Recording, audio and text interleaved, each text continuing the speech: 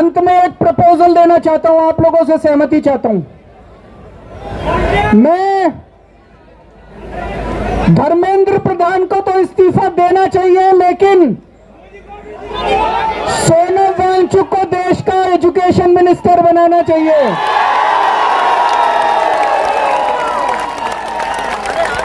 होना चाहिए कि नहीं होना चाहिए? हाथ खड़े करके बताओ कि सोनम वांगचुक।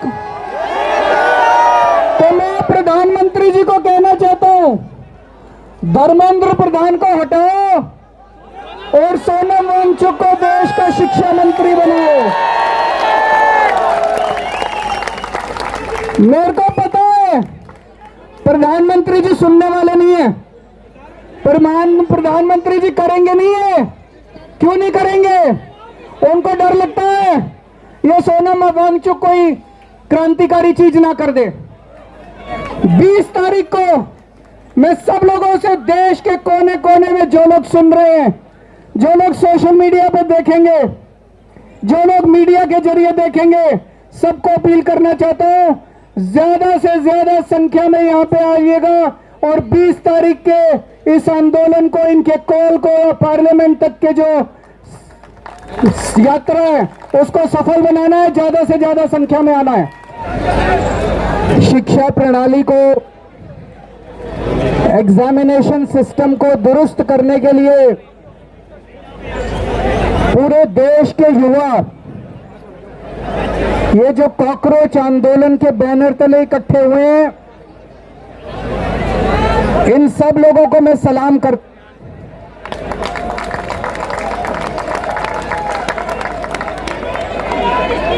मैं सोनम वांगचुक जी को सलाम करता हूं।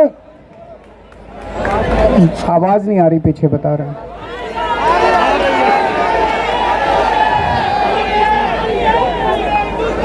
आवाज आ रही है पीछे? मैं सोनम वांगचुक जी को सलाम करता हूं, जो अपने लिए नहीं, आप लोगों के लिए, युवाओं के लिए, हमारे देश के बच्चों के लिए अपनी जान दांव पे लगा के पिछले 19 दिन से अनशन कर रहे हैं। आज उनका 19वां दिन है।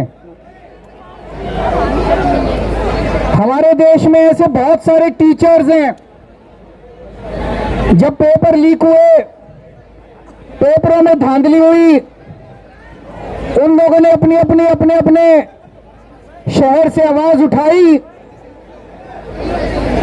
उनको गिरफ्तार कर लिया गया, उनको तरह तरह से टॉर्चर किया गया, उनके खिलाफ एफआईआर की गई।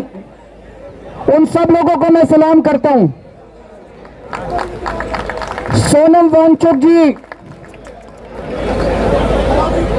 एक बहुत बड़े एजुकेशनिस्ट हैं। लद्दाख के लिए, देश के लिए उन्होंने पहले भी कई बार अनशन किए हैं। जिस तरह से उन्होंने देश के लिए आज अपनी जान दांव पे लगाई हुई है, उन्हें मैं सलाम करता हूं। दोस्तों, जितने कॉम्पिटिटिव एग्जाम होते हैं, जब कॉम्पिटिटिव एग्जाम बच्चा देने जाता है, वो कोई एग्जाम नहीं होता, वो उसके लिए एक सपना होता है। वो एग्जामिनेशन हॉल में घुसता है, उसे एक विश्वास होता है कि मैं अपनी मेहनत और अपने इंटेलिजेंस के बल पे अपना भविष्य बनाऊंगा।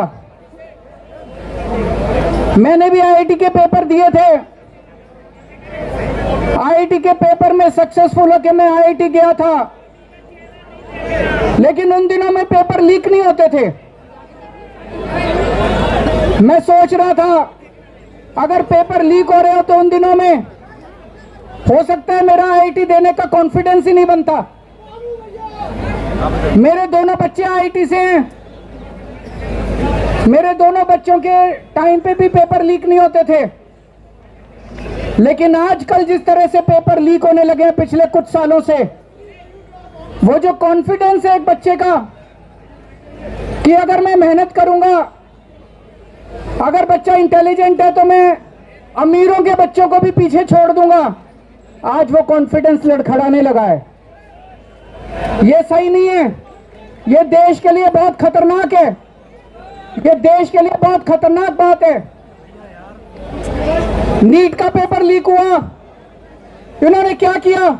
हर साल पेपर लीक हो रहे हैं। 2024 में जो पेपर लीक हुआ था, उसका जो मास्टरमाइंड था उसको बेल दिला दी। ये अब सिस्टम बन गया, हर साल पेपर लीक होते हैं, कमेटी बैठती है, जांच होती है, एफआईआर होती है, गिरफ्तारी होती है, बेल हो जाती है और फिर अगले साल के पेपर लीक होने की फिर तैयारी शुरू हो जाती है। ये देश कब तक बर्दाश्त करेगा? देश का युवा, ये बच्चे कब तक बर्दाश्त करेंगे? इन्होंने नीट के पेपर के बाद 20 बच्चों ने सुसाइड कर लिया, 20 से ज्यादा बच्चों ने, पर इनको कोई अकल नहीं आई। इनके सर पे जूं नहीं रेंगती। जितने बच्चे सुसाइड कर ले वो बच्चे हमारे थे, हम लोगों के घर के बच्चे थे वो, लेकिन इन्होंने कुछ नहीं किया। सीबीएसई में पूरा इवैल्यूएशन सिस्टम गड़बड़ा गया। इन्होंने उस कंपनी के खिलाफ एफआईआर भी नहीं की। गिरफ्तार करना तो दूर की बात है, उस कंपनी के खिलाफ एफआईआर भी नहीं की। इतने बड़े स्तर के ऊपर पूरे देश में आंदोलन चल रहा है, अभी भी इन्होंने कोई ऐसा सिस्टम चेंज नहीं किया कि अगली साल पेपर लीक नहीं होंगे। अगली साल पेपर फिर लीक होंगे, अगली साल बच्चे फिर मरेंगे, अगली साल हमारे बच्चे फिर आत्महत्या करेंगे। ये सिस्टम कब बदलेगा? इस सिस्टम को बदलना पड़ेगा। आज जब मैं यहां आ रहा था, मैं यही सोच रहा था, यही जंतर मंतर था। 4 अप्रैल 2011 का दिन था। यहां पे अन्ना हजारे बैठे हुए थे, यहां पे सामने अन्ना हजारे जी बैठे हुए थे। उस वक्त की सरकार को भी बड़ा अहंकार था। 3 साल के बाद वो सरकार नहीं बची, अपने अहंकार की वजह से डूब गई। आज 2026 है। मैं इन लोगों को कहना चाहता हूं, युवाओं की बात सुन लो, कॉकरोच आंदोलन की बात सुन लो, सोनम वांगचुक की बात सुन लो, नहीं तो आज से 3 साल बाद आपका भी वही हश्र होगा जो 2014 में इनका हुआ था। ये भी अभी अहंकार में डूबे हुए हैं बहुत ज्यादा, इनको भी अकल नहीं आ रही, ये भी बहुत ज्यादा अहंकार में डूबे हुए हैं। पर दोस्तों, मैं आपसे पूछना चाहता हूं, आज जितनी शिक्षा व्यवस्था सड़ गई है, जितनी खराब हो गई है, उसमें हमें क्रांतिकारी कदम ही चाहिए। बिना क्रांति के शिक्षा व्यवस्था ठीक नहीं होने वाली। हमें सोनम वांगचुक जैसा क्रांतिकारी शिक्षा मंत्री भी चाहिए और उसके क्रांतिकारी कदम भी चाहिए। दोस्तों, भारत माता की।